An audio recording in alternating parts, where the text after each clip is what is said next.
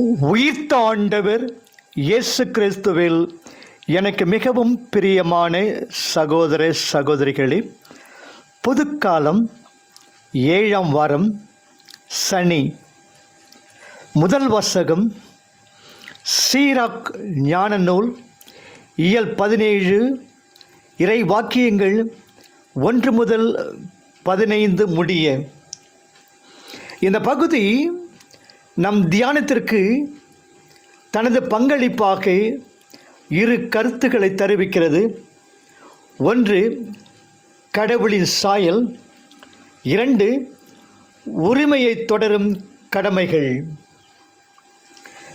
தொடக்க நூல் 1 முதல் 3 அதிகாரங்களின் தியானம் போன்று அமைகிறது இன்றைய வாசகம்.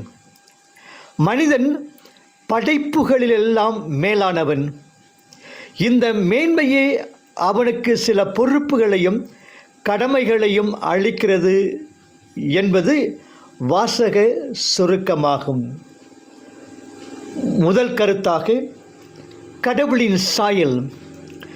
பரந்த இவ்வுலகையும் அதிலுள்ள அனைத்தையும் படைத்த கடவுள் இறுதியாக மனிதனை தமது சாயலாக படைத்தார். தொடக்க நூல் 1:27. அவனுக்கு வெளிப்புலன்களும் உட்புலன்களாகிய அறிவு, உணர்வு முதலியனவும் கொடுத்து படைப்புகள் அனைத்தின் மீதும் அவனுக்கு அதிகாரம் கொடுத்தார். தம்மை போன்றே மனிதனும் படைப்பு தொழிலை தொடர வேண்டும், படைப்பின் மேல் பொறுப்புணர்வுடன் ஆட்சி நடத்த வேண்டும் என்று இறைவன் விரும்பினார். தொடக்க நூல் 1:28, 9, 6 முதல் 7 முடிய. என்னே மனிதரின் மாண்பு, என்னே நமது உயர்வு.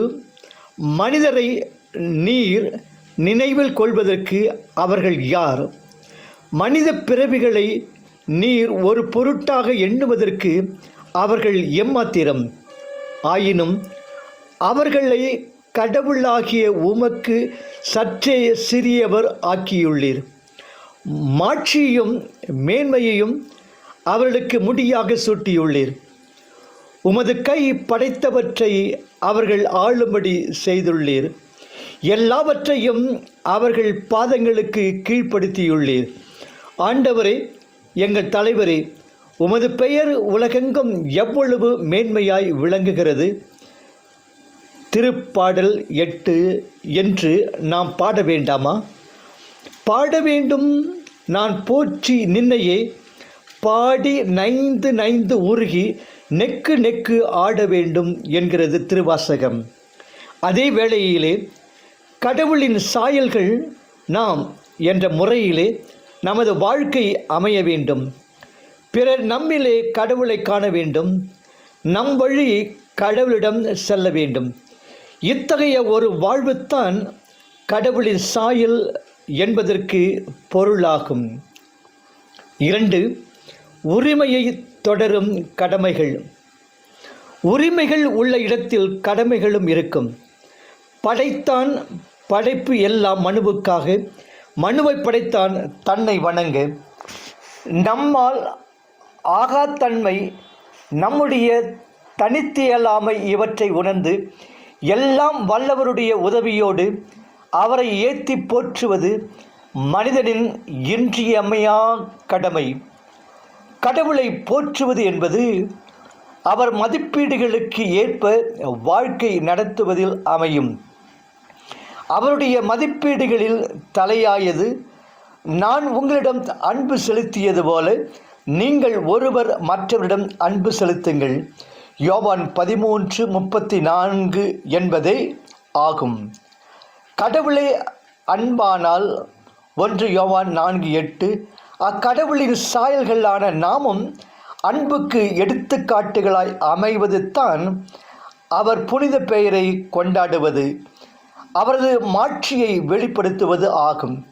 இது மட்டுமன்றி ஏனைய படைப்புகள் மீதும் பொறுப்புள்ளவர்களாக வாழ வேண்டும். படைத்தான், படைப்பு எல்லாம் மனுவுக்காக என்பதன் பொருள், மனிதன் படைப்பு பொருட்களை தகுந்த முறையில் தேவைக்கு ஏற்றபடி மட்டுமே பயன்படுத்த வேண்டும்.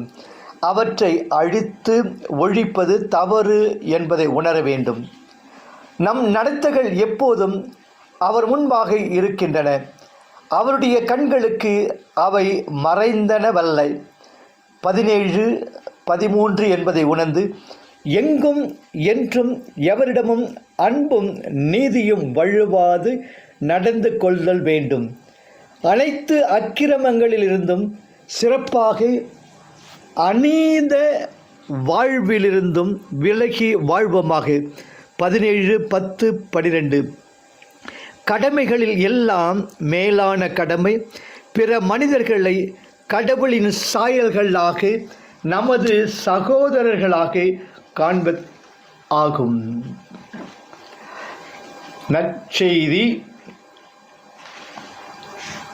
நற்செய்தியாளர் மார்க்கு இயல் 10 இறை வாக்கியங்கள் 13-16 முடிய. குடும்ப வாழ்வு குழந்தை செல்வத்தில் நிறைவு பெறுகிறது. குழல் இனிது யாழ் இனிது என்பத்தம் மக்கள் மழலை சொல் கேளாதவர். குறள் 66. இத்தகைய மழலை செல்வங்களை மையமாக வைத்து அறிவுரை கூறுகிறார் ஆண்டவர். 2 அறிவுரைகள். 1 இயேசுவும் குழந்தைகளும். 2 குழந்தை கற்பிக்கும் பாடம். யூத மரபுபடி ஓய்வு நாளில் பெற்றோர் தம் குழந்தைகளை ஆசீர்வதிப்பர். பரிகார திருநாளன்று குழந்தைகள் மறைநூல் அறிஞரால் மந்திரிக்கப்படுவர். இந்த அடிப்படையில் தான் ஒப்பற்ற குருவாம் இயேசுவின் ஆசீரை பெற பெற்றோர்கள் குழந்தைகளை அழைத்து வருகின்றனர். சீடர்களும் இது வீண் வேலை என்று எண்ணினர். எனவே விரட்டி அடித்தனர். இவ்வேளையில் தான் குழந்தைகளை என்னிடம் வரவிடுங்கள் என்று கூறி அவர்களை கொஞ்சுகிறார், அரவணைக்கிறார். ஒன்றும் அறியாத செய்ய இயலாத இந்த குழந்தைகளை ஒருவன் ஏற்றுக்கொள்ளும் பொழுது தன்னையே ஏற்றுக்கொண்டதாக கூறுகிறார் 9:37. அனைவரையும் ஈர்க்கவே தெய்வ திருமகன் குழந்தையாக பிறந்தார். குழந்தைகளாக நாம் மாறாவிடில் இறையரசில் இடமில்லை என்கிறார். குழந்தைகள் தெய்வத்தின் சாயலை பிரதிபலிக்கின்றனர். மத்தேயு 18:10-11. இச்சிறியவருள் ஒருவனுக்கு ஒரு கிண்ணம் தண்ணீர் தருபவனும் கைமாறு பெறாமல் போகான். மத்தேயு 11:42. இக்குழந்தைக்கு இடரலாய் இருப்பவன் கழுத்தில் எந்திர கல்லை கட்டி அவனை கடலில் ஆழ்த்தி விடுவது நலம் என்று மத்தேயு 18:3-6 சொல்லப்படுகிறது. குழந்தைகள் மட்டில் இயேசு கொண்டிருந்த மதிப்பீட்டிற்கு இவை சான்று பகர்கின்றன. குழந்தை விலை மதிப்பற்ற ஓர் ஆள் என்ற உண்மையை நான் உணர்கின்றேனா? அவர்களுக்கும் உரிமை உண்டென்பதை ஏற்று கண்டிக்க வேண்டிய நேரத்தில் கண்டித்து ஊக்குவிக்க வேண்டிய நேரத்தில் ஊக்குவித்து அவர்களது வளர்ச்சியில் பங்கு கொள்கின்றேனா? 2 குழந்தை கற்பிக்கும் பாடம். குழந்தையிடம் பேராசையும் பெருமையும் இல்லை. அது முண்டியடித்து கொண்டு முதலிடம் தேடுவதில்லை. வர்மம் பழி முதலிய தீய குணத்தால் தீட்டுப்படுவதில்லை. அனைவருக்கும் அது புன்முறுவல் போக்கும். அனைவருக்கும் அன்பு செய்யும். பணிவுக்கு குழந்தை ஓர் எடுத்துக்காட்டு. பெற்றோருக்கு கீழ்ப்படியும். அவர்கள் காட்டும் நெறியை பின்பற்றும். தான் என்ற ஆணவம் அதனிடம் இல்லை. தன்னை விட பெரியவன் இல்லை என்ற அகந்தை அதனிடம் இல்லை. உள்ளத்தில் செருக்குடன் சிந்திப்போரை சிதறடித்து வருகிறார். வலியோரை அரியணை நின்று தூக்கி எறிந்துள்ளார். தாழ்நிலையில் இருப்போரை உயர்த்துகிறார். லூக்கா 1:51. மனிதன் தன் விருப்பப்படி நடக்கவே விரும்புகிறான். மற்றவருக்கு பணிந்து அடிமை வாழ்வு வாழ்வதை வெறுக்கின்றான்.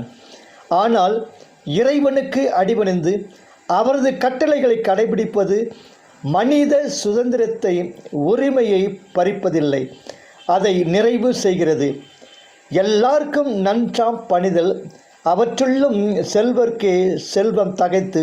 குறள் 125. குழந்தை எவரையும் எளிதில் நம்புகிறது, ஏற்றுக்கொள்கிறது. தாயிடம் தங்கியிருக்கும் குழந்தை எந்த ஆபத்திற்கும் அஞ்சுவதில்லை.